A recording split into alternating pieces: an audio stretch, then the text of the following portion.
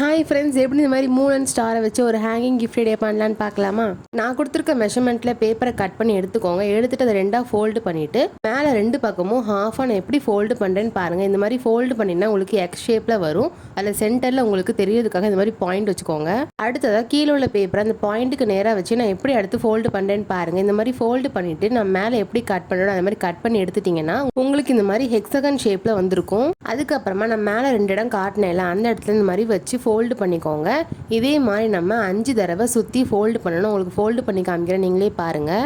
5 தடவை ஃபோல்டு பண்ணதுக்கு அப்புறமா உங்களுக்கு இந்த மாதிரி ஹெக்ஸகன் ஷேப்பில் வந்திருக்கும். அதை பென்சில்கிட்ட தெரியுற மாதிரி இந்த மாதிரி அவுட்லைன் கொடுத்துக்கோங்க. ஹெக்ஸகன் ஷேப்பில் வரைஞ்சிருக்கோம்ல, அதில் இந்த மாதிரி கீழே ஃபோல்டு பண்ணிவிட்டு நீங்கள் அடுத்தடுத்து உங்களுக்கு ஃபோல்டு பண்ண தடம் இருக்கும்ல, அதுலேயும் நீங்கள் இந்த மாதிரி ஃபோல்டு பண்ணிக்கலாம். நான் ஃபோல்டு பண்ணுற ஸ்டெப் மட்டும் நீங்கள் வரிசையாக பார்த்துட்டிங்கன்னா உங்களுக்கு ரொம்பவே ஈஸியாக இருக்கும். இந்த மாதிரி வரிசையாக ஃபோல்டு பண்ணிட்டு வந்தீங்கன்னா உங்களுக்கு இந்த மாதிரி ஷேப் வந்துடும். கடைசியாக 4வது ஃபோல்டு பண்ணுறதுக்கு முன்னாடி இந்த மாதிரி அதை ஓப்பன் பண்ணிவிட்டு அதுக்கப்புறம் நம்ம ஃபோல்டு பண்ணிட்டோன்னா உங்களுக்கு இந்த மாதிரி ஈஸியாக ஸ்டார் ஷேப்பில் வந்துடும்.